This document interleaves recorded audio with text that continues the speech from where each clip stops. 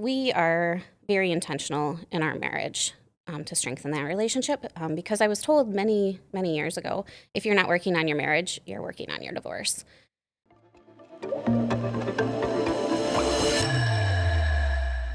Well, I'm super glad that you're here today, Becky. Thanks. For our audience, I want to just go through a couple of the titles that Becky has. And in doing that, you'll get to know her and be introduced to her, and then go into a bit more of the character of who I see Becky as, and some of the fun we've had and why she's here. Because I do believe that on the Going Rogue 2.0 podcast, we are here to celebrate possibilities. We are here to celebrate each other and ultimately inspire and motivate other people. Those of you listening, or if you listen and you've got an idea that you can take away and share with somebody else, pass on the podcast, share a link, like it, follow it, comment, all of that good stuff. The more that we can build each other up and be there as a source of inspiration. I know that I rely on words of positivity from others when I'm in not so good spaces. And so let's go through this, Beck. So Becky, first of all, she is a wife, a mom, a sister, a grandmother, all of those things. She's also a home efficiency expert, although she doesn't want that title, but it's in my book, so it's got to be true. Sure. And you are very efficient in the home. Thank you. You're welcome. Well, let's see here. In addition to all of that, as a title, she's a Christian. I think that also speaks to her character. And she loves deeply, loves well, is very passionate about her relationships and maintaining those, and being a really strong member of her family. And I don't know, you always tell me I'm the glue that holds our family together. What do you call yourself? The fun one. No, I'm just kidding. You're fun too. There is lots of fun around Becky. We always have a good time, but no, you're very intentional to make sure like family gets together and has meaningful time together, and then we show up and we just end up having a blast. So Yeah, Becky is the fun party. Not only is she a wife, mom, sister, aunt, cousin, all of these things, not only does she bring the fun, it's fun through adventure.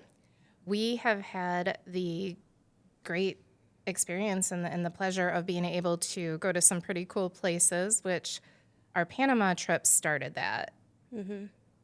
When we got done doing all of our adventures, and it was truly an adventure vacation when you're doing zip lining and high ropes bridges. and high bridges and waterfall hiking in flat shoes in the rain on a mountain.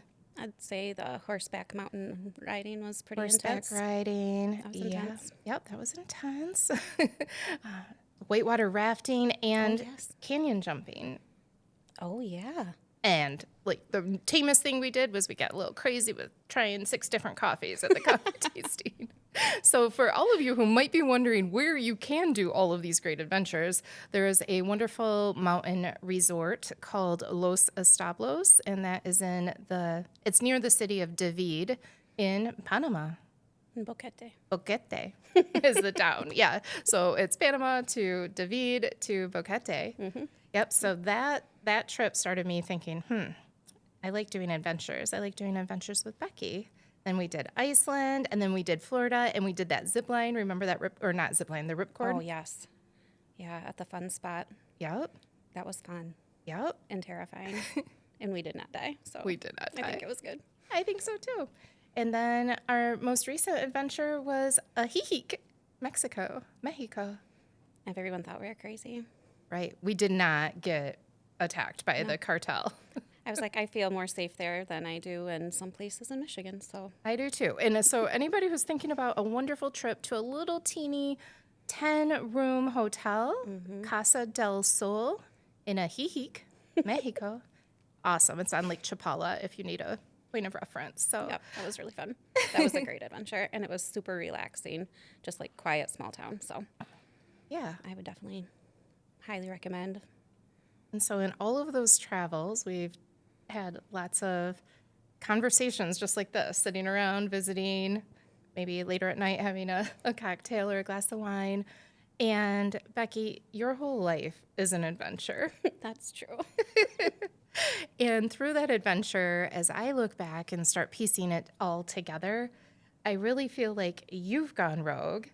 And, you know, the traditional, like, if you look it up, if you just quick Google it, like going rogue, it's kind of got a negative connotation. It means kind of like you're not doing what's right or good. My version, my flair of it is when we go rogue, we're really stepping out and walking to the beat of our own drum. Yeah, I would agree. We're playing our own tune and going with that. And you started doing that at a pretty young age. Indeed, I did. What's the first time you went rogue that you want to share? Ooh, I mean, I think part of it, as I have a rebel heart, so I will follow the rules if it's a good rule that I want to do. If it's not a good rule or I don't like it, I think it's dumb, I'm not doing it. So there's a lot that the Lord has had to like tamper down in me and teach me some like submission and obedience. But yeah, I think we'll get started with me becoming a teen mom. And I was 15, so I was a young teen mom at that. And it was actually like a good thing, which nobody's thinking like, oh, it's great that you got pregnant when you're 15. But for me, it really was because I was on a pretty good path of like self-destruction. So that stopped me in my tracks because I realized, oh crap, I got like another person I have to take care of and be responsible for. So it forced me to grow up quickly, but it turned out to be a really good thing. And it prepared me for a lot of different aspects of not just motherhood, but adulthood. Right. So I feel like I got kind of a jump start. You didn't have time to make all the stupid mistakes I made. Lots of people make stupid mistakes. I just made mine in a different way. When Brock and I were talking about you when he was a little bit younger, he's like, "Oh, Aunt Becky." I'm like, "Yeah, well, she did things a little backward." Yes, indeed, I did. It worked out, It did thankfully. work out. And you're right. I think everything is a building block for the future, and you embraced your building blocks, and you built a beautiful castle with lots of beautiful people in your kingdom, queendom. My queendom. Yeah. Well, I think I was really fortunate too, because our mom, Sharon, she and my dad, our dad. I know I'm like it's my dad, your dad. We're our talking. dad. We're having a conversation. Okay. The camera will. and Dad. Mike, yeah. Dad. They were very supportive of me, and I had a unique experience because I had such a great support system. And there were some things that like they did immediately. They said, "You are not getting married just because you're pregnant." Like, Thank goodness. amen, thank you. And and they said that I will finish high school and that they are not going to raise the baby. So those were three things that like out of the gate, you're in this situation, this is what's happening and not happening. And then they followed through on it. So our other sister, Holly, she immediately said that she would do childcare so I could finish high school. And then Mom and Dad were supportive in so many other ways. And I was actually like super choked up as I was like writing it down because I'm like, oh my gosh, like you just forget your blessings. And years ago, Priscilla Shire wrote a book called Fervor, and she said, we write to remember. And I was like, I'm so glad I had this opportunity in particular to write it down because you kind of forget. Right. And Brittany was born 3 months premature. She was born at 27 weeks. And so she was in the NICU for almost 3 months. And Mom stayed with me down in Grand Rapids at the hospitality house. And she sacrificed being away from Dad. And she was a teacher, and summer was her time. And so her summer was spent taking me back and forth to the hospital and coaching me through having a preemie baby, which was new all the way around for us. But once we were home, she wouldn't say that she was helping me parent, but she definitely was, and just teaching me because I was 15. And even just being like coming in alongside me, you know, when the baby's crying in the middle of the night and you're just exhausted, she would come and relieve me and be like, go to sleep. I've got this type of thing. So I I had, again, a beyond blessed circumstance that most people don't have. And I guess then, like, my twist on that is I can't speak too much to teen moms today, except to say, find your support. That's really important. And I guess I would beseech other people more, if you see someone, be their support person, be available to them, be willing to, because they need help. And I wouldn't say just teen moms, I would say single moms. They need a lot of help too. So Yep. having a good support system. I was really involved as a young mom, a little bit older, in a MOPS group. And that just builds a sense of community, but also church. I would say church was probably my number one outside of our immediate family. Well, you had so many good nuggets there that if I can just recap on, Sorry, like I told two you I or talk three. a lot. No, that's good.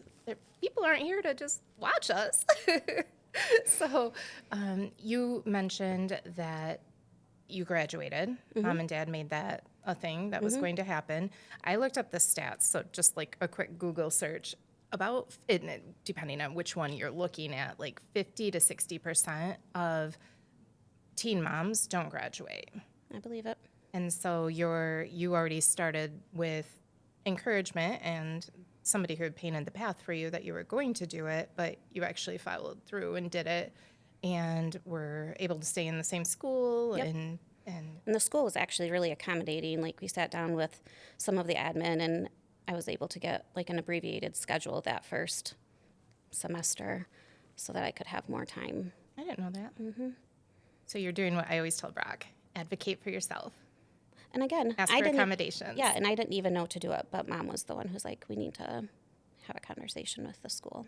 So that's a tip for anyone listening, that if you're in these types of situations, the schools want to keep you in school, and your education is so important. They can't take it away once you have it. So finding ways to persevere and get through that point where you've got that diploma, it's the key that opens so many doors and impossibilities, and we're celebrating possibilities.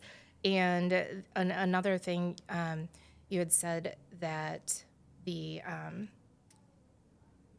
getting involved and having support. One of the reasons we're here is because I asked you for help, and we'll talk about that a little bit later.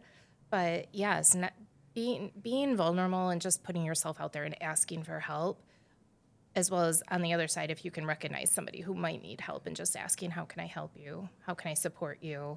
Is there anything I can take off your plate? Right. Sometimes just knowing somebody's there and willing, and maybe it's just listening. Well, I think just pause too and think what they might need, because they honestly might not know. Like, I know I need help, but what do I need help with? And later on, after marriage type of stuff, my mother-in-law was a rock star, and she would just pop in and start doing dishes. She would do laundry. We had a system. If it's on the ground, it's dirty. If it's on the counter, it's clean. And she would just come and fold laundry for me. Like, I didn't ask her, but it was crucial to like our family actually functioning and being clean. Yeah, well, this home efficiency expert here. Get a good mother-in-law. That's it. Delegate. That's all you gotta do. But you were so organized. I remember one of the first times. Okay, so not only does she have 2 bio children, her and her husband have adopted 3. And when they came, adopted through foster care, so that's a whole nother opportunity to talk to Becky and get her insight and perspective. When you got the 3, it was all at once. There's siblings, and we were over for lunch or something after church, and you had all of the day's clothes lined up in 5 rows Up on the mantle. on the mantle. I thought, oh my gosh, that's so awesome and efficient, and I love that. It was group change time in the living room, because otherwise it was like herding cats. So keeping them in one room was better. Right. Well, let's talk about, okay, so you were teen mom, and you said you got married young. I did. You are celebrating 25 years of marriage this summer. Yeah, we've been together for 27 now. End of March was when we started dating 27 years ago. Yeah. So another fun statistic for people who get married between the ages of 15 and 20, most of the marriages don't last more than 10 years. That Really? shouldn't be a surprise, but yeah, I feel now like you're for way us- on the other side of that. I think, and I don't disagree with the stats. I think there were so many benefits for the two of us getting married so young. Um, so my husband adopted Brittany, or my daughter. He is not her bio dad, but um, we started dating when she was about 9 months old. And he made her that huge toy box. He made her lots of things. He's a carpenter. So, yeah, lots of things have been made over the years. But he and I were 16 and 17 when we started dating. We were 18 and 19 when we got married. And then we. Okay, guys, she got married 1 month after she graduated high school. All of these stats are not with a favorable outcome, are not probable. Yes, again, very unique. When our youngest was a senior in high school, my husband Neil goes, "You know what Mom was doing when she was your age?" And she's like, "No." He goes, "Planning our wedding." So my senior year, I was really absorbed in planning our wedding. But we had a lot of the same life experiences then because we grew up together, essentially. And I think that gives us a richer perspective because we have same experiences with a different perspective. So it gives us just a broader understanding and relatability. So I think for us, it was a very good thing. What are some of the components that helped make it a good thing?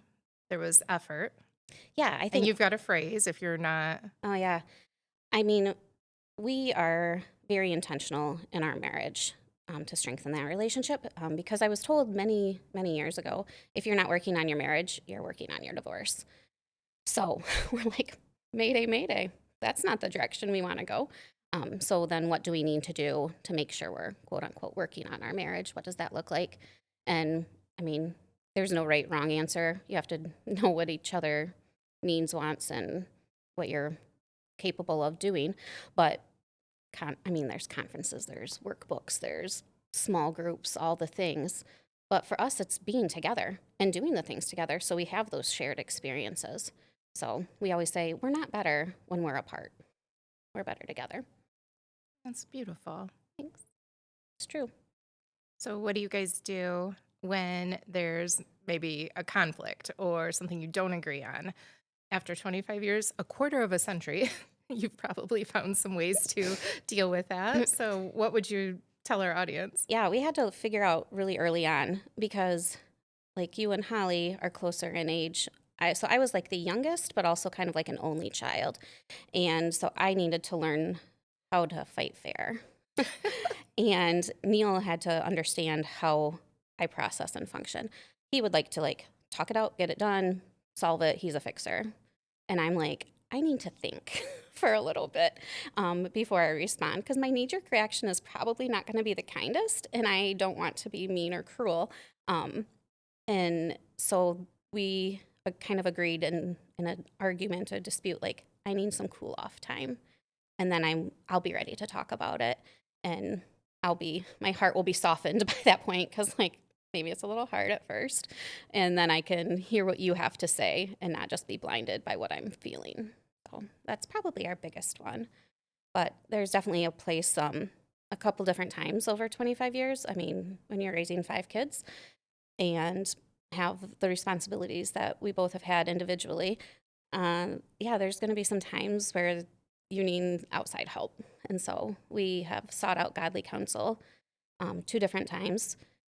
Again, not forever, but to get us through some patches. And the very first time we went, I laugh at it now because it seems like, why was that so hard for us? But our homework was to talk to each other. And I was like, how long? And she goes, for 1 hour. I'm like, how often? She's like, just once a week. I was like, okay. And we had to. What was happening that you weren't talking to each other? What was taking precedence? Professionally, he had a lot of stress. And I didn't want to ask him about work in the evening when he was home because I just wanted it to be a haven for him to relax. I was trying to cultivate an environment where he could escape that and be rid of it. But that also left me in the dark in a lot of things. So then I would overhear other conversations and I'm feeling dumb because this is something that's going on with him and I have no idea. So he's trying to protect. It was a problem where we were trying to protect each other. is what it really was. So he needed to open up, and I needed to not feel guilty about making him open up, type of a thing. And it's a practice that we honestly have continued to this day. So we're pretty good at talking now. And there's some nights where I'm like, I can't, or I don't have the energy. And there's other nights that he's like, yeah, let's just watch a show. But I would say, honestly, he's the one who invites conversation more. And we do that mostly in the hot tub. Nice. So you have a place. So we have a place. It's kind of like our talking, because then there's no other interruptions and no TV that you could easily numb out watching, type of thing. Can't have your phone in the hot tub. Well, not safely. So, yeah. When you're having those talks, are you just talking and exploring it and letting the conversation be free flowing, or is there an agenda or certain topics that have to get addressed? I would say it's generally kind of free. I mean, if there is something, I'll be like, okay, I wanted to tell you about this, or I wanted to ask you about that. Like he's hosting interviews today. So like tonight, that's something we'll end up talking about. He'll be like, how'd your podcast interview go? I'll be like, how'd your work interviews go? And kind of recap. But then there's other days where you're together all day, especially like when we travel. So what are you going to talk about at the end of the day? Hi. We've done everything together. You and can do said all what's the your words. high point. So that is something we don't actually do, but I always like it. I just never think about it. But I don't know. We have a lot of things like church things, work things. I'm very social. I have a lot of friends stuff. We host a lot of people. So generally, we don't run out of things to say, but we are also well past a point where we are okay with silence. So we can just enjoy being in each other's presence. And that's a big thing. Most people can't be okay with silence, or there has to be something in the background or a distraction that we're scrolling through. You can scroll and stop on Going Rogue 2.0 podcast. Yes, you can. All right. So going from 5 kids to 2 and then some, like how has it changed efficiencies in the home? Because even if you don't want to give yourself that title, you are very organized and efficient, and you have certain rhythms to your day and your week. How has it changed as the kids got older? We are fortunate to have a home with 2 levels that have full kitchens. So I would say that was really the game changer, because as the kids got older, they were cooking and doing more things for themselves. I'm a really big proponent of you shouldn't do anything for your children that they are capable of doing for themselves. They will tell you that I got them all laundry baskets with their names on them, and that we had a lesson of how to do the laundry. I'm like, you all can reach the washer. I'm done doing your laundry. So from a pretty early age, I would say Shari was like 7 maybe at that time. So 7 to 14. My parenting changed, and I think for the better. Well, that's important, because a lot of times we don't even stop to think, what should I be shifting or delegating to the kids? Or sometimes for parents, I think sometimes it's hard to let go of feeling needed. Yeah. And I know for some, love languages, which is a big thing in our marriage too. But for your kids, what are their love languages? And if yours is acts of service, you're happy to be doing the things for the children. And sometimes you need to even not do that, because it's teaching them to serve. What are your love languages? Mine have actually changed over the years. It used to be acts of service, like very, very dominant. And it was great because that's Neil's. His is still acts of service. Mine is more physical touch and quality time. We share that one, quality time. Yeah, I'm like, I just want to, again, even if we're reading books together, I'm like, our sister Holly will come down, and sometimes we'll just sit on the couch and read. Like, we don't have to talk to each other, but we're just happy to be close to each other. Yeah, and I think downstairs in Odd Sides that they have a silent book club. So anybody who's interested in That's that, awesome. Google that or look that up on Facebook. If you need a book club and want to just get out but not have to really talk to anybody, that would be right up your alley. That's cool. You would like that. I would. Well, because it's hard to read at home because you're distracted by all of the things. Or sometimes like I would feel guilty, and I'm slowly getting over that. I'm like, I'm just gonna read for a half hour because I'm reading a really good new book, and I was like, I just don't want to wait till later. I want to read now. Okay, what are you reading? I'm currently reading Outlander, and it took me a little bit to get into it, but I'm loving it.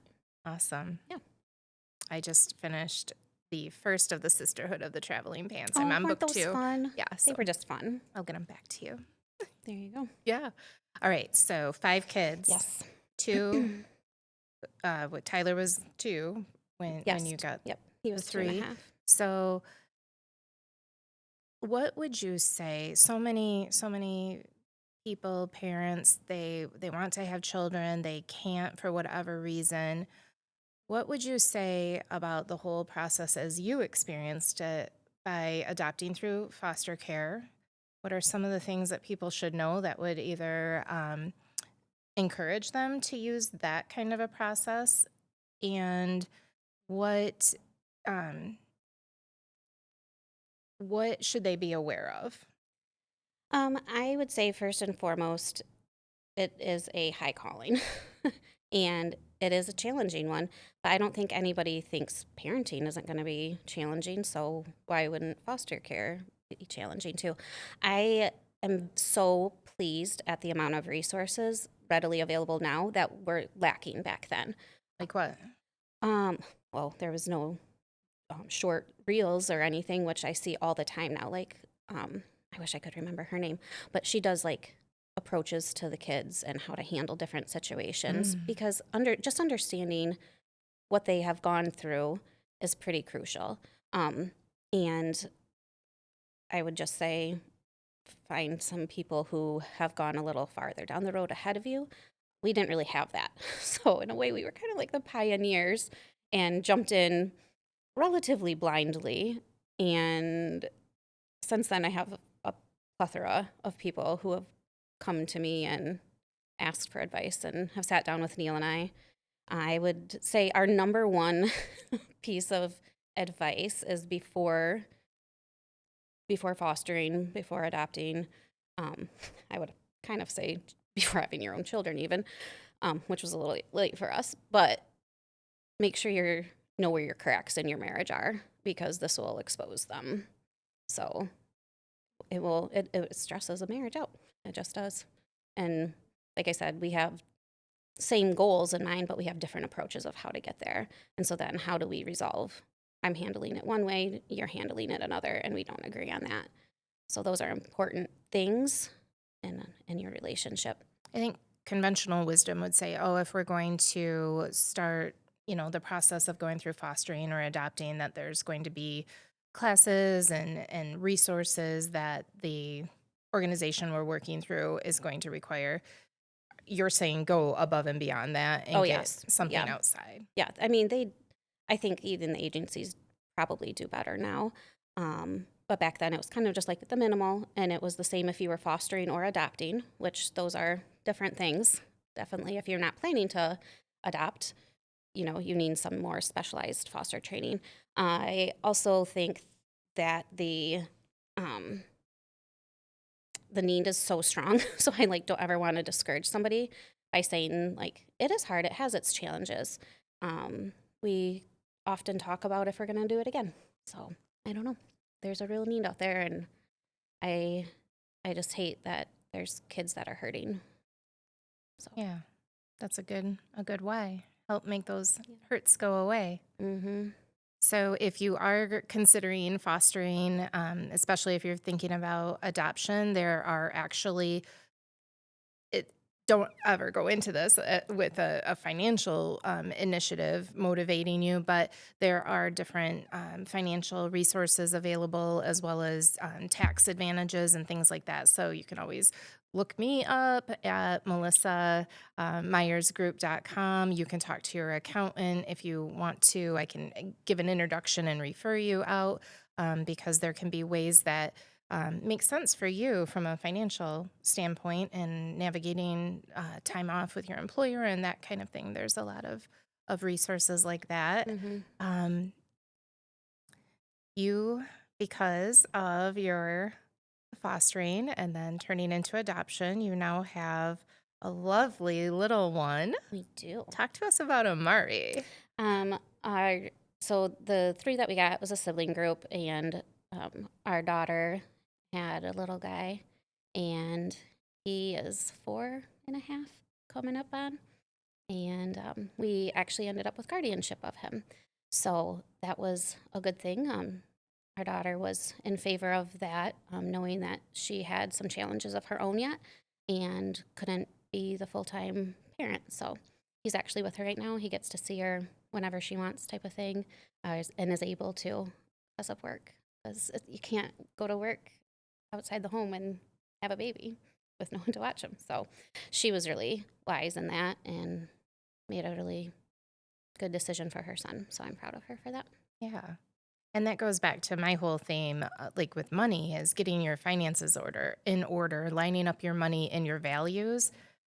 I say ideally, so you can live your ideal lifestyle and be a blessing to others. And I think it's hard if we're in just a survival, Mm-hmm. get to the Yeah. through the day, get through the next day. It cuts us off from being able to think about our impact and our influence in the lives of others. And so going back to me getting to that point where we could even be here today, this wouldn't have been possible had I not had my low point. And I know there's a trendy phrase out there that your messes become your message. And my financial mess, I had to humble myself and I had to ask for help. And it was a real pivotal moment in my life. And I had that mess of not knowing how to do my finances on the day-to-day basis because they don't teach you that when you get hired to do investments. They teach you how to sell stuff. And maybe not even teach you very well. They just say, here's the phone, go dial, at least back in the olden days when I started as an advisor.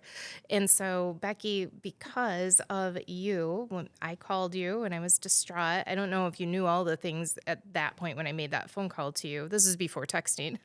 Right. Yeah. Straight up landline. But, I was at the grocery store and I had my card in hand and I was having to slide my credit card through the machine. This is also before we could tap to pay or Apple Wallet, all the things. And I was charging my groceries because even though I was working, I had a full-time job, I was working, but I didn't know how to manage and prioritize. And sometimes you say that you felt dumb or you didn't feel smart or something, and it doesn't have to be a formal education. It just has to be knowledge that you can impart on other people, and then knowledge that you imparted on me is it's a living legacy. It's allowing you, what you did is a living legacy in that you breathed hope into me and gave me a framework and a structure. And then it's compounded. There's been this exponential effect of all of the people that I've been able to serve through working with them one-to-one, through the book, through speaking events. And you are a key catalyst, a pivotal person in that outcome. So I think just like in leadership, we can say you can lead from wherever you're at on the org chart. I also believe you can be a blessing from wherever you are in this world.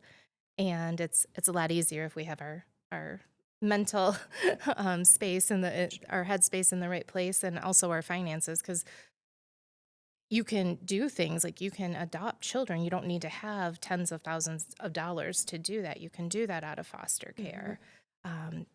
You also volunteer your time with the church and you lead study groups. And I've always respected that and admired that in you. Thanks. Yeah.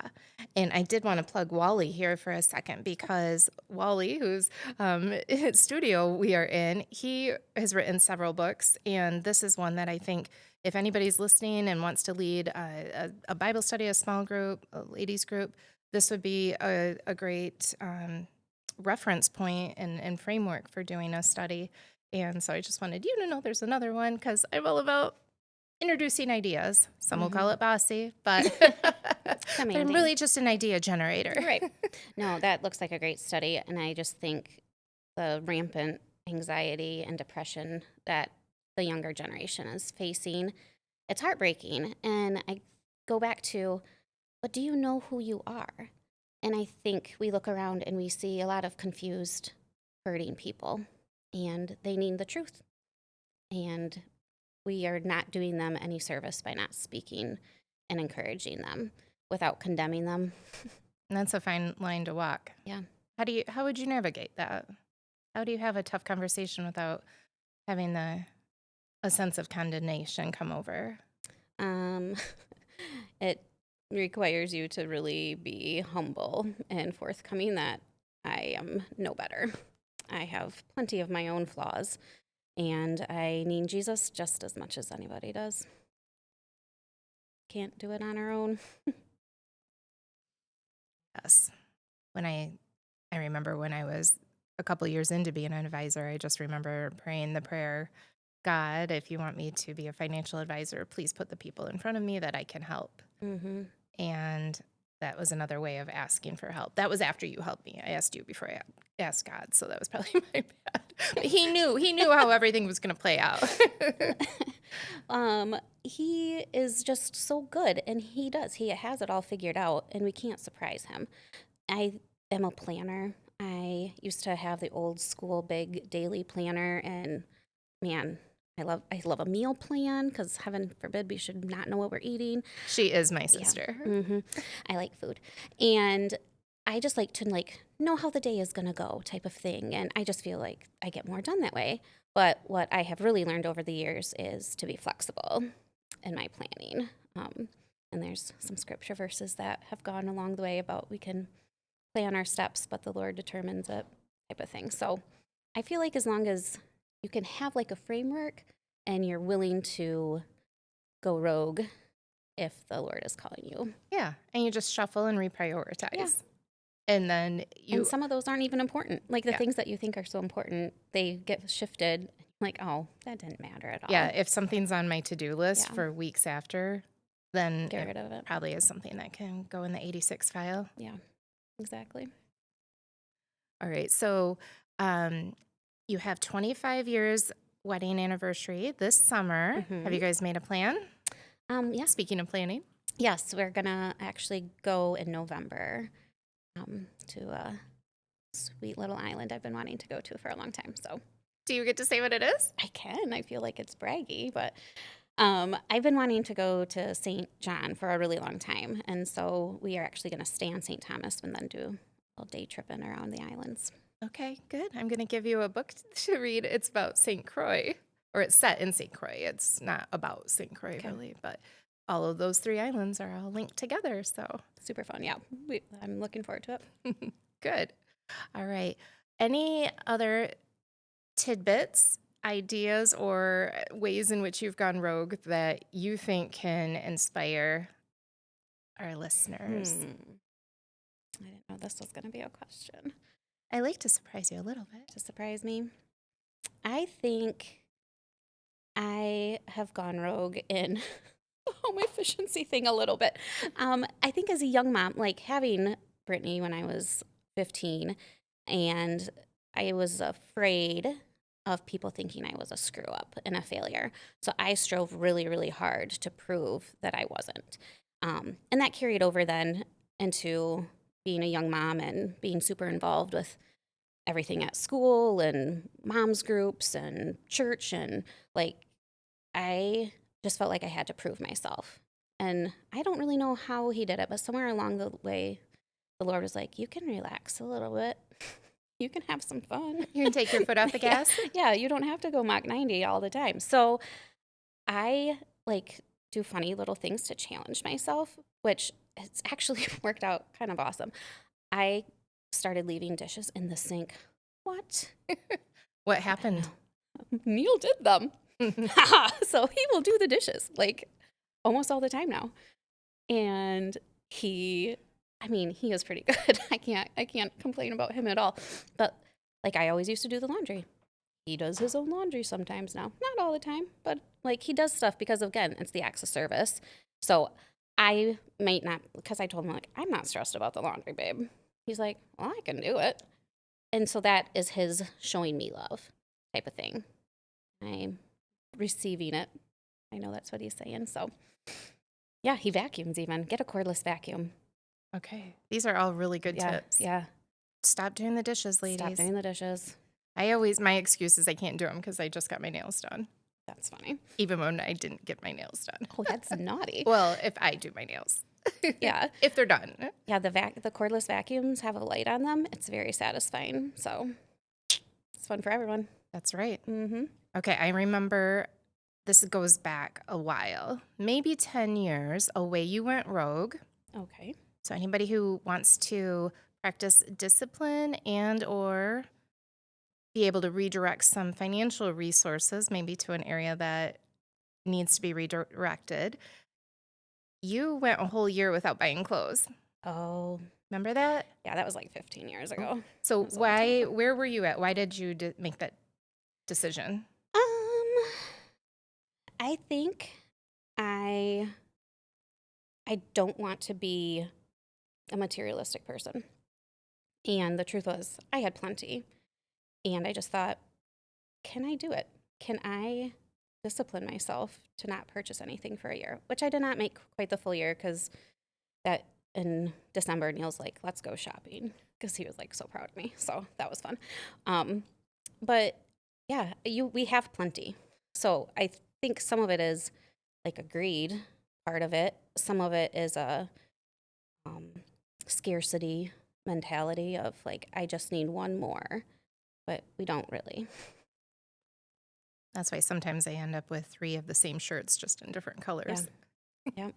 I mean, and if you know, I have more shirts in my closet than I wear. And so there's other things that I've done and like flip the hanger around backwards. And if you haven't worn it in a year, get rid of that shirt type of thing. Or, oh, I just really like this one when I drop 10 pounds and it'll fit me again. And so, yeah, just get rid of it. Too much stuff clutters your life, clutters your mind. Yes. Okay, so home efficiency, you're good at planning parties, you're super organized with that.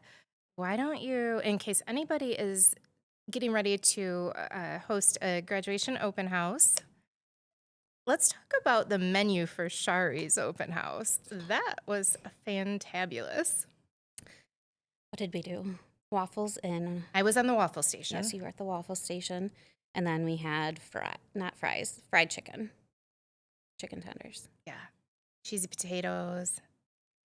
Yeah, I don't know. You had chicken and waffles. That was the Chicken and main waffles. theme. Egg bake. Oh yeah, a lot of egg Fruit. casseroles. Fruit. Mm-hmm. Yeah. So you can have breakfast for your open house. Yeah, it was really nice to do actually. I think and we only did 2 hours too, and I felt like that was really Get them in, clutch. get them out. Yeah, a 4-hour thing, that's too much for us. Yep. Well, you've got a lot of other things occupying your time besides just the children, grandchildren. You also support Neil and his business. So you're doing a lot. I am happy to say that when it comes to my book, that not only did you contribute as a testimonial, but you are also an editor and one of the best. And so Thanks, that's sweet. I want you to know that I value you and that your contributions have been able to help many other people, as well as you being here today. And is there any chance that there might be anything on your horizon that you've got as a goal, maybe even if it's just a bit of a pipe dream? What's next in Rebecca Kelley's life? I don't have anything specific. So I think there's some, like I said, I've gone rogue a little bit from some disciplines that, I would like to get reestablished. And part of it is we're raising Amari for the bulk of the time, and I just want to treasure it. So, like when our kids were little, I was maybe more of like a bulldozer and was just like, gotta get it done, and wasn't thinking about appreciating my time with them as a stay at home mom. So, I'm trying to do a little bit better on that. Like being present? Yeah, well, just like I was in the kitchen and cooking, doing whatever, and he's like, Graham, come cuddle me on the couch. Aww. And I was like, yes, I will. And I drop what I'm doing because that stuff can wait, because there's going to come a time, I realize now, and I did not as a young mom, that there was going to be a last time but you don't know when it's your last time. So I'm just trying to like savor all of those moments. And when he just looks up at me and he's like, Gam, do you know how much I love you? So much. Because that's what I tell him. And he gets it. He knows how loved he is. And I am thankful that I got a chance to pour that into him. But also, I'm not willing to give that up because those are precious moments. So I think once he's in school, then we'll enter a different season and seeing what life is like then. Perfect.